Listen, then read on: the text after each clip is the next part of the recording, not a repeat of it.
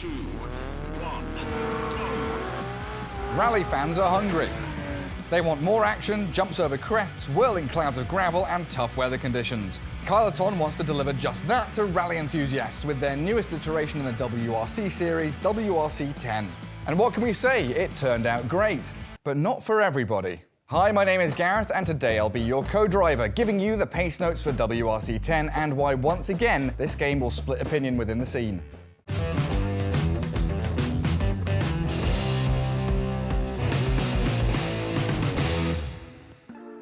Oh, the intro's done already? Just give me a sec. I love these Kenya stages. They're just so different from everything else. Gravel, dirt, open spaces, jumps, water holes, you name it. When it comes to stages and recreating the feel of being part of a rally, WRC 10 scores full points on any venue. Have a look at Japan, or snowy Monaco, rainy Wales, or the constantly changing terrain of New Zealand. All of the stages are filled with tons of life and so many things to discover along the way. Which brings us to our first part of this review, the locations. Rally games rise and fall with two categories: the gameplay, which we will unveil later, and the variety that the different stages grant the player. WRC 10 builds on the already wide array of tracks and sites that we already knew and loved from last year, with the addition of historic events celebrating 50 years of WRC. And there are some awesome tracks to discover from the past. The legendary Acropolis Rally, with which it all began, is available right at the start and shows how much dedication and love there is for the sport on the part of the developers. What could be more fun than driving the Alpine Renault up this windy road, not only enjoying the fun challenge, but also this beautiful view? I can't think of much. The stages are great, and as you can see, the graphics hold their own too. Playing on PC or console in third person with a gamepad brings stunning scenery straight to your screen. The vegetation, car models, and textures are all top-notch and represent a small step up from WRC 9. What really caught our eye are the dynamic weather effects, changing from sunshine to overcast clouds to rain. Not many games succeed in pulling off such smooth weather transitions. Sadly, this level of production quality can't be found everywhere. Lights, as well as bloom effects, just look funky in some situations, especially in the replay mode. That also applies to the clouds of gravel, dirt, or spray that just don't seem quite right. In addition, the textures can become a little muddy, especially in first-person view, which does hint at what's to come with the gameplay. Why do you think we're playing with this controller? Because WRC 10 was built for it. This starts with the menus, which are horrible to control with a mouse and keyboard, and ends with the handling that is way better on a gamepad than with a steering wheel. Yes, the game is playable with a wheel. The calibration was easy and it worked right out of the box, but the driving just wasn't as fun as we expected. The force feedback effects feel lackluster and not as realistic as they should be. We tested with the Fanatec CSL Elite and tried different settings with mixed results. The feel for over and understeer effects is just not enough to get all the information you need to know what the car wants you to do.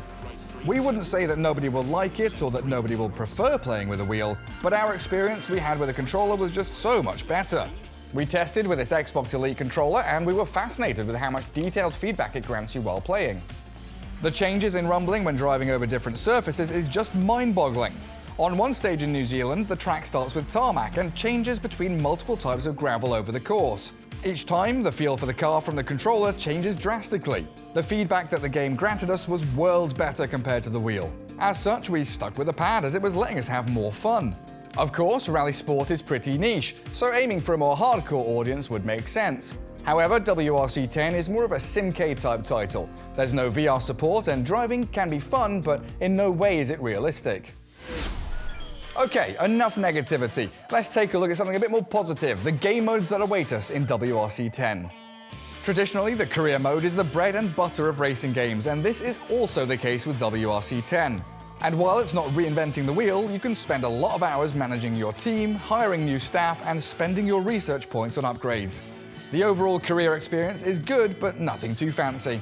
What we especially liked was the dedicated 50-year anniversary mode, where you tackle various challenges with cars from the past.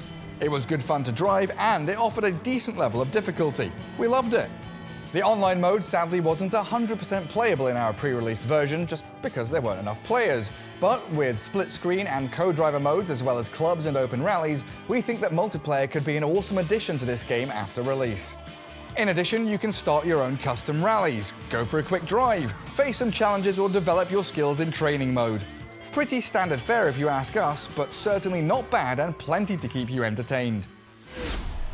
So let's conclude. Is WRC 10 a racing game that you should get? As always, that depends. If you're a die-hard rally fan and want to race with the current race cars from the WRC series, there's just no way around it. The sound, graphics, and the gameplay on controller at least are well done and certainly worth a look if you're interested in giving rallying a shot. But if you already own other rally titles like Richard Burns Rally or Dirt Rally 2.0 and swear by driving with a steering wheel, maybe this one is not necessarily for you.